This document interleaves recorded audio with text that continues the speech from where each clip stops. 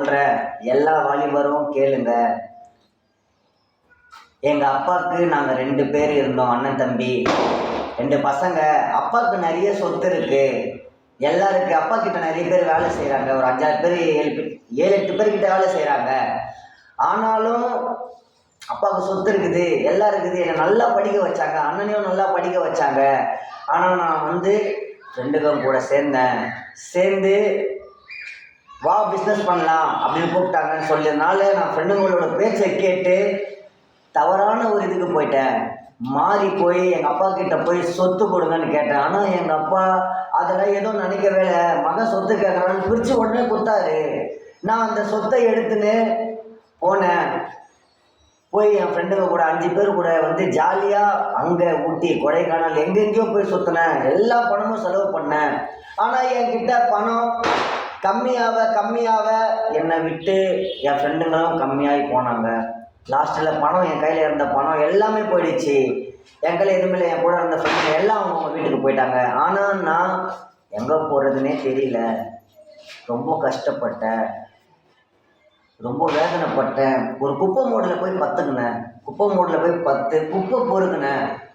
எல்லாம் இருக்குது எங்கள் அப்பா கிட்ட. ஆனால் நான் பாருங்கள், குப்பை பொறுக்கினேன், குப்பையில் பொறுக்கி சாப்பிட்டேன், ரொம்ப கஷ்டப்பட்டேன், என்னால் முடியலை. ஆனாலும் என் மனசில் நான் நினச்சேன், நம்ம அப்பா கிட்ட போய் வேலைக்காரனா என்னை சேர்த்துக்கங்க அப்படின்னு கேட்கலாமான்னு என் மனசில் நினச்சேன். ஒரு தைரியத்தோடு நான் போனேன். ஆனால் எங்கள் அப்பா பாருங்கள், நான் தூரத்துலேருந்து எங்கள் அப்பா என்னை பார்த்தாரு. எங்கள் அப்பா என்னை பார்த்த உடனே ஓடி என்னை கட்டி பிடிச்சி எனக்கு முத்தம் கொடுத்தாரு. என்னால் எதுவுமே நம்பவே முடியல. ரொம்ப நான் ஷாக் ஆகிட்டேன். நான் குளிக்கலை, என் துணி கீஞ்சி போயிருந்தது, நான் ஒரு அழுக்காக இருந்தேன், நான் குப்பையில் தூங்கி இருந்தேன். ஆனால் எங்கள் அப்பா அதெல்லாம் கவனிக்கலை.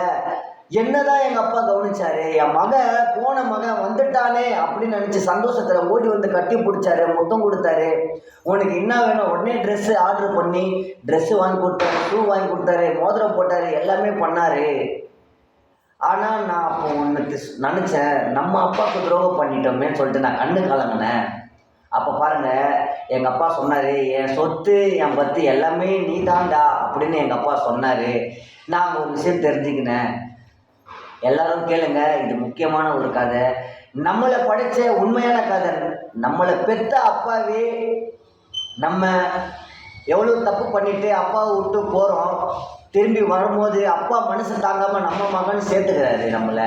ஆனால் நம்மளை படைச்ச கடவுள் ஆண்டவர் எவ்வளோ தப்பு பண்ணி நம்ம பிரிஞ்சு போனாலும் ஒரு நாளும் நம்மளை அவர் கைவிட மாட்டார். அவரை நம்புங்க. அவரை நம்புகிறவங்களுக்கு அவர் எல்லாத்தையும் செய்வார். அவர் உண்மை உள்ள தேவனாக இருக்கிறாரு. எல்லாரும் நம்புங்க. கர்த்தருக்குள்ள எல்லாரும் சந்தோஷமாக இருங்க. ஆமீன்.